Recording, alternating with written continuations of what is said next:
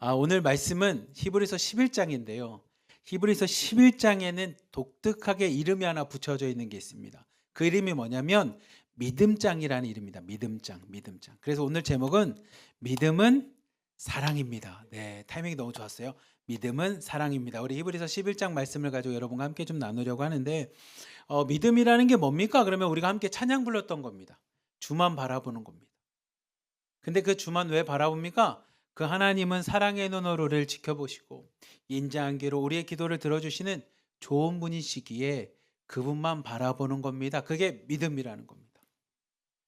여러분 세상 살다 보면 이런 일들을 경험해 보신 분들이 계신지 모르겠어요. 여러분들이 전도를 많이 하다 보면 사람들이 이렇게 얘기합니다. 나도 기독교 좋은 거 알겠어. 교회 좋은 것도 알고 뭐 말씀도 좋은 것도 알겠어. 근데 나는 천국은 믿어지지가 않아. 그러면 나한테 천국을 좀 보여주면 내가 믿을게. 이런 사람들이 있습니다. 진짜 그러면 예수님이 살아계시다는 걸 나한테 좀 증명해 주면 내가 믿을게. 이렇게 얘기하는 사람들이 있어요. 뭐 천국을 보여줄 수 있는 방법이 뭐 그렇다고 때려서 죽어서 천국을 보여줄 수는 우리가 없잖아요. 그러니 사실 좀 어려운 주제인데 여러분들이 신앙생활하다 보면 이런 주제에 막힐 때가 있습니다. 그때 왜 막히냐면 세상은 증명이라는 걸 해요. 증명. 이게 진짜 맞는지 이게 거짓인지를 증명을 통해서 이거는 참이고 이것은 거짓이야라는 것을 하지만 생각보다 살아가다 보면 증명의 영역을 넘어서는 것들이 있습니다. 증명으로는 설명할 수 없는 것들이 있고요. 증명할 수 없는 것들이 있습니다. 가령 하나님이 우리에게 알려주신 삼위일체 같은 거는 증명이 어렵습니다. 하나님은 세 분이신데 한 분이셔. 한 분이지만 세 분이셔. 이거를 증명하는 건 매우 어렵습니다. 그래서 많은 사람들이 이것을 증명하기 위해서 여러 가지로 증명합니다. 어떤 사람은 여러분 하늘의 해를 보십시오. 태양은 존재하지만 그 태양은 열이라는 게 존재하고요. 이 땅에 오는 온기라는 게 존재하고요. 빛이 있습니다. 근데 그게 다 합쳐서 태양입니다. 뭐 이렇게 얘기하기도 하지만 생각보다 하나님의 삼위일체를 증명하는 건 어렵습니다. 왜냐하면 모순이 존재합니다. 그래서 세상에 있는 것들은 세상 사람들은 증명이라는 걸 통해서 우리가 이해하고 싶지만 생각보다 이해의 영역을 넘어서는 것들이 있습니다. 아까 말했던 삼위일체라든지 구원이라든지 천국이라든지 은혜라든지 이런 거는 우리가 증명하기가 참 어려운 주제입니다. 이유는 뭐냐면 인간에 의해서 만들어진 게 아니기 때문입니다. 그 중에 하나가 뭐냐면 믿음이라는 겁니다. 많은 사람들이 이렇게 얘기할 수 있어요.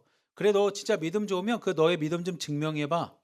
구원파에서 주로 많이 하는 건데 증명해봐라라고 이야기합니다. 근데 믿음이라는 걸 증명한다는 게 참 어렵습니다. 왜 어렵냐면 율법처럼 우리가 열심히 한다고 해서 믿음이 좋은 거냐? 그렇지 않습니다. 믿음은 누가 우리를 인정해 주는 거냐면 하나님이 우리를 인정해 주시는 겁니다. 그러면 우리의 믿음을 가지고 구원받는다라는 건 그럼 어떻게 됩니까?라고 했을 때 그 증거, 확증이 뭐냐면 우리 송 목사님 말씀해 주신 것처럼 예수 그리스도신 겁니다. 우리는 예수 그리스도를 통해서 확정되고 증명이 되어지는 겁니다. 그렇기 때문에 그 증명을 우리가 하려고 하면 어렵습니다. 그래서 믿음의 영역은 사실 증명의 영역은 아닙니다. 근데 세상 사람들이 우리한테 물어볼 수 있죠. 그러면 나도 믿음 생활하고 싶은데 진짜 믿음 생활하는 게 좋은지 안 좋은지 믿음 생활하면 구원 받는지 안 받는지 모르는 상태에서 어떻게 해? 라고 물어본다면 우리가 할 수 있는 건 딱 하나밖에 없습니다. 그건 뭐냐면 이겁니다. 나를 봐봐. 지금 믿음 생활하고 있는 나를 봐봐. 하나로 드림께서 신앙생활하고 있는 나를 봐봐. 드림 공동체에 있는 나를 봐봐. 나를 봤는데 진짜 좋아 보이지 않아? 나를 봤더니 진짜 구원받은 사람인 것 같지 않아? 나를 보니 진짜 하나님이 살아계신 것 같지 않아?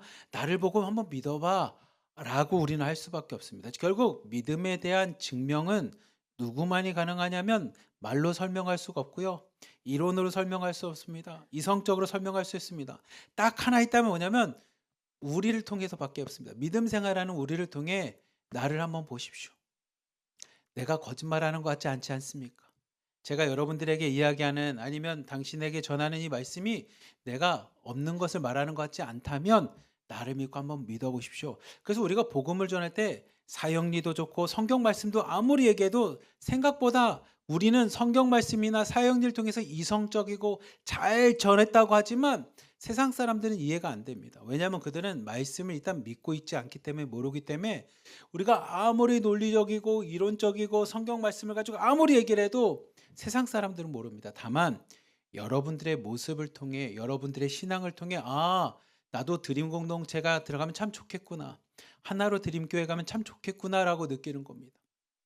그게 믿음에 대한 유일한 증거입니다. 오늘 말씀인 히브리서 11장이 딱 그런 얘기입니다.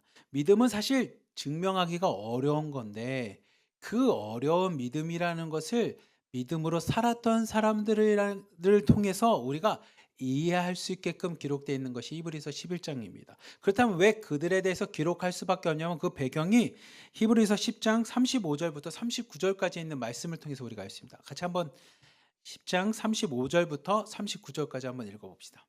같이 읽어봅시다. 시작. 그러므로 너희 담대함을 버리지 말라. 이것이 큰 상을 얻게 하느니라. 너희에게 인내가 필요함은 너희가 하나님의 뜻을 행한 후에 약속하신 것을 받기 위함이라. 잠시 잠깐 후면 오시리가 오시리니 지체하지 아니하시리라. 나의 의인은 믿음으로 말미암아 살리라. 또한 뒤로 물러가면 내 마음이 그를 기뻐하지 아니하리라 하셨느니라. 우리는 뒤로 물러가 멸망할 자가 아니요 오직 영혼을 구원함에 이르는 믿음을 가진 자니라. 아멘. 이 히브리서 성경이 써졌을 때는 1세기경입니다. 1세기 한 100년 정도 되는 시기인데 그 당시 시기는 어떤 사람이었냐면 예수님을 믿는 사람들을 잡아서 박해를 하던 시기였습니다. 우리 지난주 우리 목사님을 통해서 백 목사님 통해서 여러분이 들었던 것처럼 많은 사람들은 사자밥이 되기도 하고요. 서로 간에 싸움을 시키기도 하고요. 수많은 고문들과 고난들이 닥쳤습니다. 그들이 극심한 박해와 핍박과 또한 고립들과 경제적인 어려움들을 막 겪다 보니까 이 사람들은 어떤 사람들이었냐면 유대인이었다가 그리스도인들이 된 사람들입니다. 그래서 구약 성경을 알고 있었던 사람들이에요. 그들은 예수님이 메시아로 이 땅에 오셨다라는 것을 유대인으로서 받아들인 사람입니다. 우리가 그를 유대인 그리스도인이라고 표현을 하는데 유대교인 그리스도인들이 그 예수님을 믿고 열심히 신앙생활했는데 박해가 닥치고 어려움이 닥치고 고난이 닥치고 죽음이 눈앞에 있는 겁니다. 근데 그들이 처음에는 그래도 예수님을 믿었어요. 왜 믿었냐면 예수님이 속히 오신다고 하셨으니 우리가 박해 가운데 있고 어려움 가운데 있으니 예수님이 다시 오실 거야. 예수님이 지금 우리가 고난받고 어려움 받으면서 기도하는 기도 가운데 응답하셔서 짠하고 나타나서 이 로마라고 나라를 다 무너뜨릴 거야. 그리고 우리에게 구원을 주실 거야 라고 하는 약간 믿음을 갖고 있었어요. 근데 한두 명씩 점점 죽어가는 사람이 생깁니다. 고난과 박해 속에 죽어갑니다.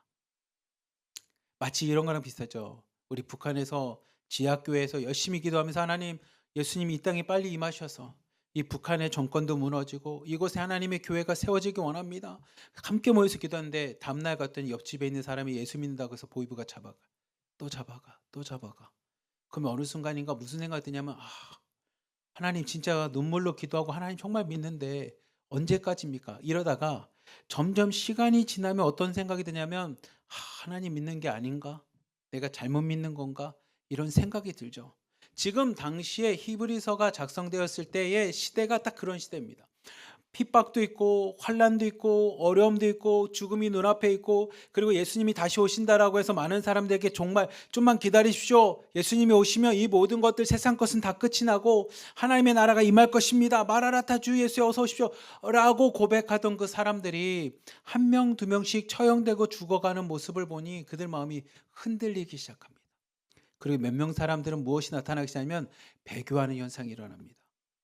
예수님만 믿지 않으면 살려준다고 하니 예수님을 버리고 배교하는 사람이 나타나기 시작했습니다. 그들을 향해서 이야기를 합니다. 우리 다시 한번 10장 35절 보면 이렇게 얘기합니다. 그러므로 한번 띄워주십시오. 35절입니다. 그러므로 너희는 담대함을 버리지 말라라는 겁니다.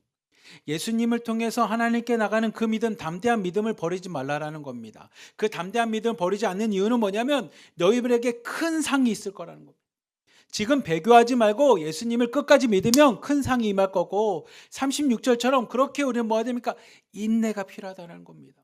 하나님의 뜻, 하나님의 약속 우리가 받을 것이기 때문에 여러분 배교하지 마시고 믿음으로 경주하듯이 인내함을 갖고 기다리십시오. 무엇을 기다리냐면 37절처럼 잠시 잠깐 후면 예수님이 오실 겁니다. 예수님이 지체하지 않고 여러분이 기도 가운데 응답하실 겁니다. 그러니 여러분 신앙 버리지 말고 예수님 부인하지 말고 마지막까지 어려움 속에서도 예수님 붙잡으십시오 라고 이야기합니다. 38절 말씀 봅시다. 이렇게 얘기합니다. 나의 의는 믿음으로 말미암아 살리란 것처럼 여러분 의는 믿음으로 말미암아 삶습니다. 그러니까 믿음을 부인하지 마십시오. 여러분 믿음을 부인하는 건 뭐라고 하냐면 뒤로 물러가는 것과 같습니다. 뒤로 물러가는 건 39절처럼 뒤로 물러가다가 멸망하는 자가 되는 겁니다. 지금까지 믿음 지키셨다가 이젠 배교하고 나 예수 믿지 않겠어. 아유 나 하나라도 드림께 못하겠어. 드림 공동체 못하겠어. 떠나가는 건 그냥 단순하게 믿음을 버리거나 기독교에서 버리는 게 아니라 성경 말씀엔 멸망하는 자가 되는 겁니다. 그러니 여러분 믿음을 지키십시오. 여러분의 영혼이 구원받을 수 있게끔 39주처럼 믿음을 가진 자가 되셔야 됩니다.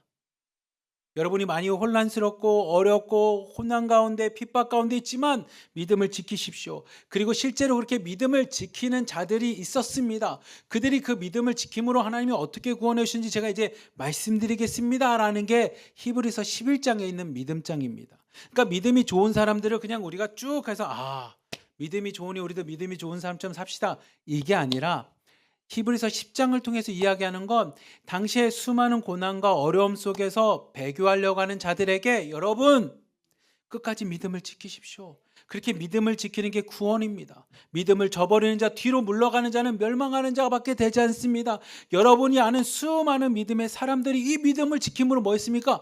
구원받지 않았습니까? 라고 그 믿음에 대한 증거입니다. 구원에 대한 증거를 이야기합니다. 아까 말씀드렸듯이 구원은 이렇고 이렇기 때문에 여러분 구원받을 수 있습니다. 끝까지 지킵시오. 믿음은 이렇고 이런 게 아니라 실제로 믿음을 지킴으로 구원받은 여러분들이 아는 성경에 있는 왜냐하면 유대인 그리스도인이기 때문에 여러분들이 아는 구약의 믿음을 지켰던 사람들 아시지 않습니까? 환난 속에서도 믿음을 지켰던 그들과 같이 믿음을 지키십시오. 이 이야기가 히브리서 11장에 있는 믿음장입니다. 우리 히브리서 11장 1절부터 3절까지 말씀 같이 한번 봅시다. 같이 읽겠습니다. 시작. 믿음은 바라는 것들의 실상이요 보이지 않는 것들의 증거니 선진들이 이로써 증거를 얻었느니라. 믿음으로 모든 세계가 하나님의 말씀으로 지어진 줄 우리가 아나니 보이는 것은 나타난 것으로 말미암아 된 것이 아니니라. 아멘. 히브리서 11장의 핵심은 뭐냐면 여러분 믿음은 정확하게 정의를 내리겠습니다. 믿음은 눈에 보이는 것이 아니라 우리가 바라는 것들의 실상입니다. 네. 그리고 우리가 지금 당장은 보이지 않지만 그것들을 증거로 확정할 수 있는 힘이 되는 게 믿음입니다. 실제로 그게 제가 말로만 하는 게 아니라 여러분이 아는 것처럼 믿음의 선진들이 이로써 증거를 얻지 않았습니까? 라고 이야기합니다. 그리고 믿음은 이 성경 안에서 우리에게 무엇을 얘기합니까? 세상은 하나님의 말씀으로 창조되었습니다. 눈에 보이는 세상은 뭐 예를 들어서 엄마 아빠 때문에 아이가 태어난 게 아니라 하나님이 말씀으로 창조하셨다고 우리에게 알려줍니다. 그것을 믿음, 보이지 않는 것, 그렇지만 보이는 것들은 보이지 않는 것으로 말미암았다라고 하는 말씀을 여러분 믿지 않습니까? 마치 창세기 1장 1절에 이렇게 적혀 있습니다. 뭐라고 되냐면 태초에 하나님이 천지를 창조하시니라. 여러분 오늘날이야 성경이 이렇게 책으로 돼 있고 한 장 한 장 읽지만 여러분들이 뭐 영화를 보거나 어디서 봤으면 알겠지만 옛날에는 성경이 다 두루마리였습니다. 두루마리. 여러분이 화장실에 가서 쓰는 그 두루마리 휴지처럼. 그러면 성경을 어떻게 봤냐면 지금처럼 이렇게 장절을 피는 게 아니라 두루마리를 쭉 피는 겁니다. 결국은 성경은 어디서부터 읽었냐면 몇 장 몇 절을 찾을 수가 없습니다. 장절은 오늘날 우리가 만든 거고 과거에는 그냥 처음부터 시작해서 그냥 쭉 기록된 겁니다. 그 처음부터 쭉 기록되어 있다 보니 모든 사람들은 다 뭘로 시작해야 되냐면 창세기 1장 1절로 시작합니다. 창세기 1장 1절의 핵심이 뭡니까? 태초에 하나님이 천지를 창조하셨다는 겁니다. 여러분 태초가 증명이 됩니까? 100년도 못 살고 많이 살아야 100년 사는 우리가 이 세상의 태초라는 시간을 증명할 수 있습니까? 우리는 태초를 증명할 수 있습니다. 그렇기 때문에 오늘날 과학도 그냥 우연이라고 하는 빅뱅 이론이나 그냥 이론으로만 존재할 뿐이지 증명이 되지 않습니다. 여러분 피조물이 창조주인 하나님을 증명할 수 있습니까? 우리는 하나님에 대해서 알고 하나님이 우리에게 알려주신 우리 송 목사님이 지난주에 얘기했던 계시 말씀 하나님이 이렇다라고 우리에게 알려주시고 설명했던 그 계시에 대해서만 좀 아는 정도지 하나님을 증명할 수가 없습니다. 그리고 우리는 천지 아니 세상 살면서 우리가 얼마나 돌아다녔겠습니까? 비행기는 얼마나 타봤겠습니까? 근데 하늘과 땅을 어떻게 우리가 다 경험하고 알 수가 있겠습니까? 거기다 창조는 또 우리가 어떻게 알겠습니까? 아무것도 없는 데서 무에서 유라고 하는 새로운 것이 만들어진 창조를 우리가 어떻게 알겠습니까? 이거는 증명의 대상이 아닙니다. 그래서 성경은 창세기 1장 1절부터 시작할 수밖에 없는 두루마리 되어 있는 성경은 그 1장 1절을 네가 믿느냐? 하나님이 세상을 창조했고 이 세상은 하나님의 말씀에서 만들어졌다는 걸 믿느냐? 그렇다면 나머지 66권을 네가 이해할 수 있어. 이런 겁니다. 그래서 성경은 이해하기 때문에 믿어지는 성경이 아닙니다. 믿기 때문에 이해가 되는 겁니다. 오늘 히브리서 11장이 그 얘기합니다. 여러분, 보이는 것을 통해서 믿음을 알 수 있냐? 아닙니다. 믿음은 보이지 않는 것들에 대한 증거고 확정입니다. 그 믿음이 있었던 사람들이 우리의 믿음의 선진들입니다. 대표적인 사람들을 이제 히브리서가 열거랍니다. 우리 4절 5절 말씀 같이 한번 봅시다. 같이 읽읍시다. 시작. 믿음으로 아벨은 가인보다 더 나은 제사를 하나님께 드림으로 의로운 자라 하시는 증거를 얻었으니 하나님이 그 예물에 대하여 증언하심이라. 그가 죽었으나 그 믿음으로써 지금도 말하느니라. 믿음으로 에녹은 죽음을 보지 않고 옮겨졌으니 하나님의 그를 옮기심으로 다시 보이지 아니하셨느니라. 그를 옮기기 전에 하나님을 기쁘시게 하는 자라 하는 증거를 받았느니라. 아멘. 보시면 4절에는 아벨이라는 사람이 등장합니다. 아벨은 믿음으로 하나님께 더 나은 제사를 드렸습니다. 그래서 여러분이 창세기를 읽어보면 가인의 제물이 맞냐 아벨의 제물이 맞냐 그 제물에 대한 이야기는 성경이 등장하지 않습니다. 뭐가 맞냐면 더 나은 제사를 드렸습니다. 히브리서는 그렇게 얘기합니다. 근데 여러분 보십시오. 아벨은 의로운 자였습니다. 왜냐하면 믿음으로 하나님께 제사 드렸지만 근데 그는 결과적으로 뭐냐면 일찍 죽은 사람입니다. 성경에 기록된 것이 우리가 사실이라고 하냐면 인류 중에 가장 먼저 죽음을 맞이한 사람, 살인을 경험한 사람은 아벨입니다. 근데 아벨이 그러면 우리 입장에서는 아벨은 불쌍한 사람이죠. 그가 자기 인생을 다 마치지 못했잖아요. 명대로 못 살았잖아요. 그리고 자기의 형한테 맞아 죽었는데 그만큼 비참한 사람이 어디 있습니까? 라고 우리가 얘기하지만 여러분 믿음을 갖고 아벨을 보십시오. 아벨이 죽고선 비참한 사람입니까? 비록 그가 죽었지만 하나님은 그 믿음으로써 지금도 아벨을 얘기하신다라는 겁니다. 그 예물을 예배하고 그 예물을 증언하신다라는 겁니다. 이게 믿음이라는 겁니다. 반대로 에녹이라는 사람은 아벨과 정반대입니다. 죽음을 보지 않았습니다. 이유는 뭐냐면 하나님을 기쁘게 하는 자, 하나님 앞에 의로운 자라는 겁니다. 우리 인생 가운데 하나님 앞에 의로운 자 중에 일찍 죽고 고난받는 사람도 있습니다. 아벨처럼. 하나님 앞에 의로운 자로서 죽지 않고 에녹처럼 하나님 품에 가는 사람도 있습니다. 근데 그 사람들의 다 특징은 뭐냐? 믿음으로 하나님 앞에 의로운 자의 삶을 살았습니다. 이유가 뭐냐면 6절 말씀 한번 봅시다. 6절 말씀입니다. 같이 한번 읽어봅시다. 6절 말씀. 시작. 믿음이 없이는 하나님을 기쁘시게 하지 못하나니 하나님께 나아가자는 반드시 그가 계신 것과 또한 그가 자기를 찾는 자들에게 상 주시는 이심을 믿어야 할지니라. 아멘. 이들이 비록 일찍 죽어도 왜 믿음으로 살았습니까? 왜 이들이 죽지 않고 죽음을 경험하지 않았는데도 왜 믿음으로 살았습니까? 하면 두 가지입니다. 하나님이 반드시 계신다는 거. 나의 삶에 내가 그냥 우연히 태어난 존재가 아니라 나를 이 땅에 만드신 창조주 하나님이 계시다라는 겁니다. 그 하나님이 나의 삶을 향한 목적, 하나님 앞에 의로운 자의 삶이라고 하는 것을 나에게 갖고 하나님의 목적이 있다라는 겁니다. 그리고 그 하나님은 그 목적대로 하나님의 말씀대로 의롭게 살아가는 자, 믿음으로 살아가는 자에게 뭐 하시는 분이냐면 상 주시는 분이시라는 겁니다. 그래서 어거스틴은 고백록에 이렇게 얘기합니다. 여러분 믿음 얘기하면 믿음이 뭔지 알 것 같으면서 설명하기가 어렵죠. 근데 히브리서 11장 6절을 토대로 제가 여러분에게 말하면 믿음은 세 가지를 의미합니다. 첫 번째는 하나님의 존재를 믿는 겁니다. 하나님은 지금도 살아계셔서 우리와 함께 하신다는 겁니다. 그렇게 그 하나님 앞에 우리가 기도할 수 있는 거 아닙니까? 하나님이 살아계시다라는 걸 믿는 겁니다. 두 번째는 그 하나님은 나에게 선한 분, 좋은 분이라는 겁니다. 그게 히브리서 11장 6절에 상 주시는 이라는 뜻입니다. 세 번째는 무엇을 믿는 겁니까? 그 하나님에 대해서 증거하고 있는 것들. 성경 말씀을 믿는 거고요.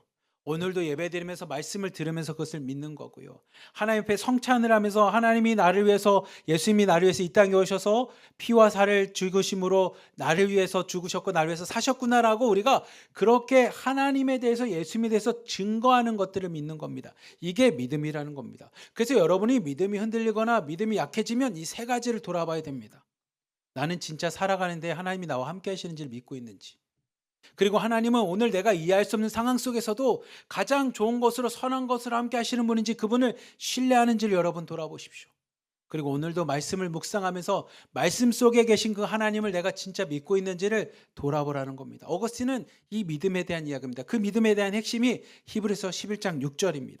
그리고 히브리서는 11장을 통해서 계속적으로 이야기합니다. 우리 11장 7절부터 9절까지 말씀 같이 한번 봅시다. 11장 7절부터 9절입니다. 네, 그냥 다음 장 펴주면 돼요. 제가 위에 제목을 잘못 적었어요. 네, 같이 한번 읽읍시다. 시작. 믿음으로 노아는 아직 보이지 않는 일에 경고하심을 받아 경외함으로 방주를 준비하여 그 집을 구원하였으니 이로 말미암아 세상을 정죄하고 믿음을 따르는 의의 상속자가 되었느니라. 믿음으로 아브라함을 부르심을 받을 때에 순종하여 장래의 유업으로 받을 땅에 나아갈새 갈 바를 알지 못하고 나아갔으며 이삭 및 야곱과 더불어 장막에 거하였으니. 우리 10절 말씀도 한번 봅시다. 뒤에 10절 말씀 넘겨주시죠. 11절 시작. 믿음으로 사라 자신도 나이가 많아 단산하였으나 이 사람들은 다 믿음을 따라 죽었으며 약속을 받지 못하였을 때 그것들을 멀리서 보고 환영하며 또 땅에서는 외국인과 나그네임을 증언하였으니 그들이 이같이 말하는 것은 자기들이 본향 찾는 자임을 나타냄이라. 아멘. 히브리서 성경 11장은 노아부터 시작해서 사라까지 이런 얘기를 합니다. 그들은 하나님의 약속, 유업을 따라서 이 땅에서 믿음으로 살아갔습니다. 근데 여러분 아시지 않습니까? 그들이 실제로 그 약속을 본 것을 받았습니까? 그들은 보지 못했습니다. 13절 보십시오. 멀리서 보고 그냥 환영했을 뿐입니다. 그들은 약속을 받았지만 그 약속대로 실제로 하나님이 하늘의 별과 같이 바다의 모래와 같이 하나님의 백성을 이루는 거, 하나님의 나라를 이루는 거, 하나님의 민족이 이루어지는 거, 아니 그것을 보지 못했습니다. 하지만 그들이 그 약속을 보지 못했지만 그들이 믿음을 따라 죽어가면서 하나님 안에서 뭘 보냐면 멀리서 환영을 보듯이 하나님의 약속이 이루어질 것을 알기에 그들이 이 땅에서 믿음으로 살아갔습니다. 그리고 그들은 이 땅에서 하나님의 약속을 다 받지 못했지만 자기들이 무엇을 했냐면 자신들에게 본향, 돌아가야 될 집이 있기에 그 본향까지 돌아가는 인생이 있기에 이 땅의 삶은 나그네와 같이 순례자와 같이 하나님이 이 땅에서 믿음의 삶을 다 살고 난 후에 달려갈 길을 다 마친 후에 착하고 충성된 자가 잘했다라고 품어주시는 우리가 돌아가야 될 그 본향이 있기에 이 땅에서 그 유업 약속을 다 받지 못했지만 믿음을 갖고 보니 하나님의 약속 언약이 이루어질 줄 알고 그들이 그 멀리서나마 환영을 보며 이 땅에서 하나님이 이루실 것을 바라보고 믿음으로 살아갔던 존재라는 겁니다. 16절, 24절, 26절 한번 같이 한번 또 봅시다. 시작. 그들이 이제는 더 나은 본향을 사모하니 곧 하늘에 있는 것이라. 이러므로 하나님이 그들의 하나님이라 일컬음을 받으심을 부끄러워하지 아니하시고 그들을 위하여 한 성을 예비하셨느니라. 믿음으로 모세는 장성하여 바로의 공주의 아들이라 칭함 받기를 거절하고 그리스도를 위하여 받는 수모를 애굽의 모든 보화보다 더 큰 재물로 여겼으니 이는 상 주심을 바라봅니다. 아멘. 그들이 그렇다면 왜 이 땅에서 나그네처럼 순례처럼 하나님의 약속도 보지 못했는데 믿음으로 살아갔습니까?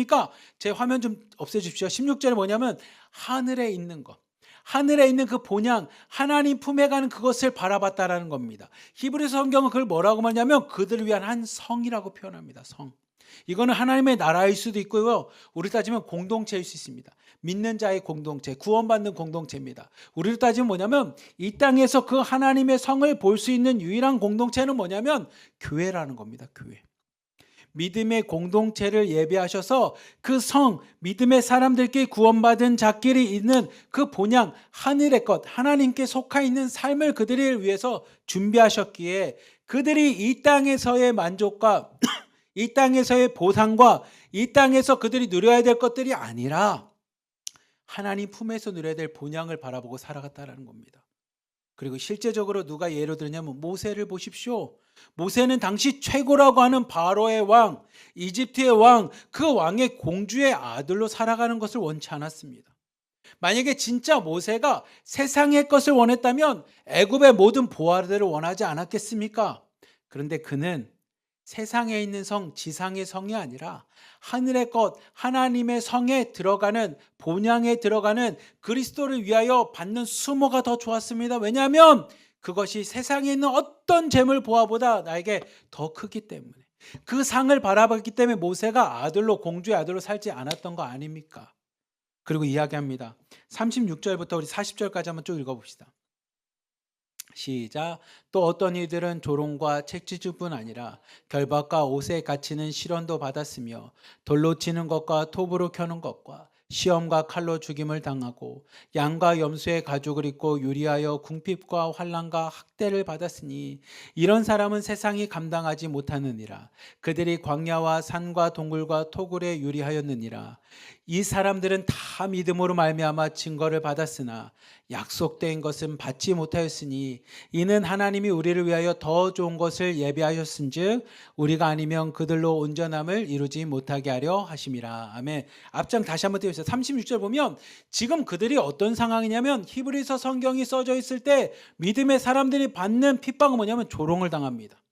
잡아서 채찍질을 당합니다. 결박을 당하고요. 옥에 갇힙니다. 그리고 시련도 있습니다. 그리고 어떤 사람은 돌로 맞아서 죽어갑니다. 어떤 사람은 톱으로 켠답니다.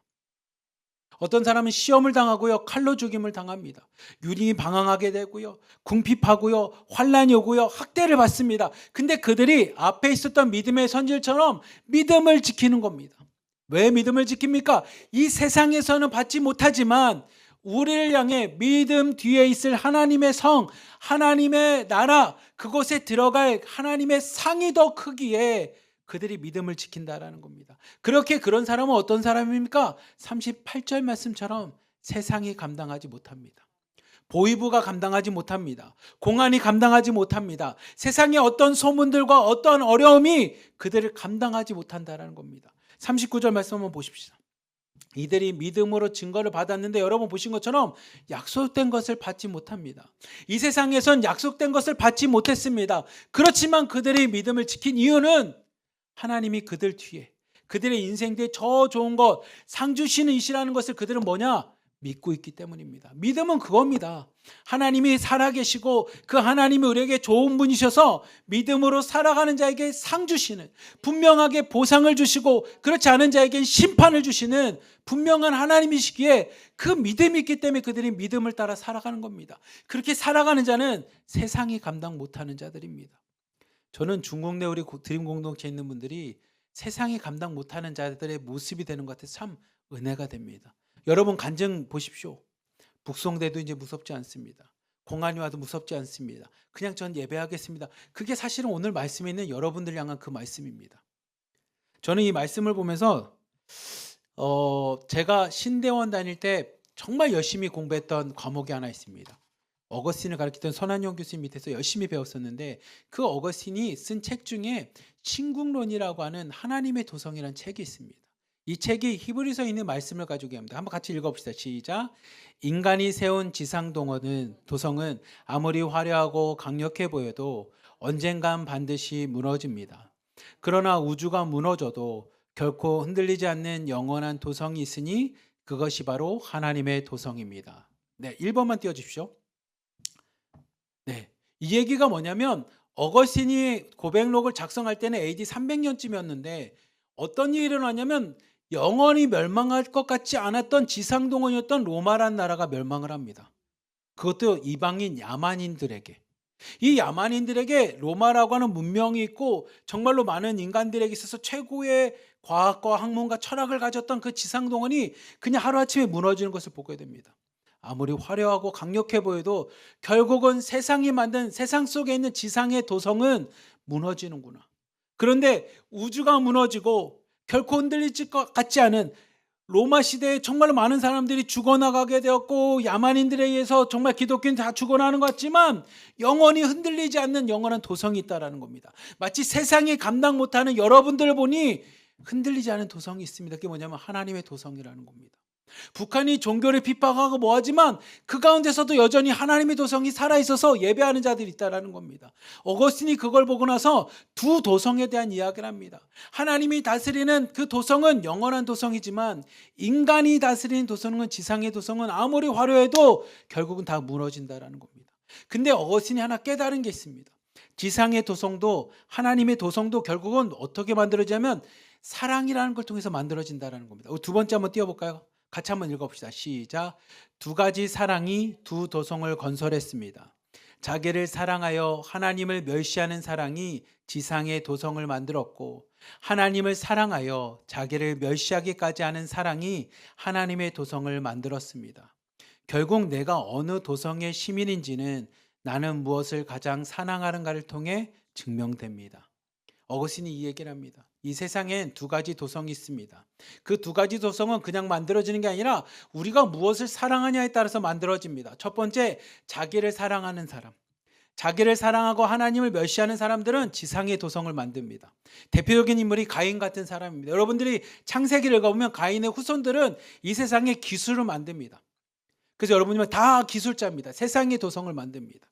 하지만 하나님을 사랑해서 자기를 멸시하는 자, 마치 사도 바울과 같이 예수와 함께 내가 죽고 예수와 함께 살겠습니다라고 하는 십자가에 죽는 자들은 어떤 도성을 만드냐면 하나님의 도성을 만듭니다. 결국 여러분이 무엇을 사랑하느냐, 나는 나를 더 사랑하면 여러분은 지상 도성에 살아가는 존재입니다. 하지만 나는 나보다 비록 부끄럽지만 하나님을 더 사랑합니다라고 하는 베드로의 고백과 같이 주님을 사랑하는 자는 하나님의 도성에 살아가는 자입니다. 히브리 성경 11장 우리에게 그 얘기합니다.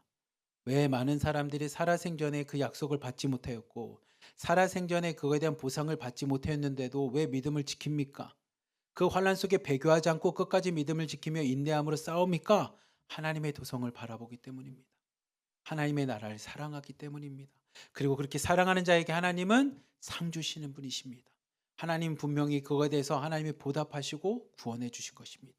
그렇기에 히브리서 11장은 정말 할 얘기가 너무 많습니다. 한 사람 한 사람 얘기만 막 밤이 새도 끝이 없겠죠. 짧게 여러분들에게 얘기하려다 보니까 저도 막 많은 것들이 스킵됐는데 결론으로 말하면 그겁니다. 그 상황 속에서도 믿음을 지키는 자에게 하나님이 상을 주십니다.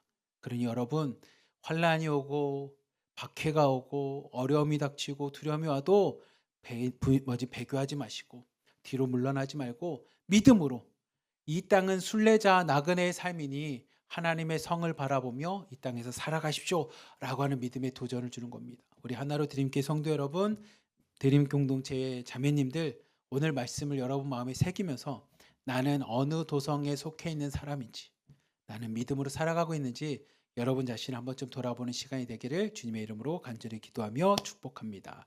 질문을 나누겠습니다. 우리 두 가지 질문인데, 첫 번째, 히브리서 11장을 통해 믿음의 사람은 어떤 사람이라고 여러분이 생각하는지를 함께 좀 나눠주십시오. 두 번째, 여러분 당신은 지상의 도성과 하나님의 도성 중 어느 도성에 속한 사람인지 여러분 함께 나누는 시간 갖도록 하겠습니다.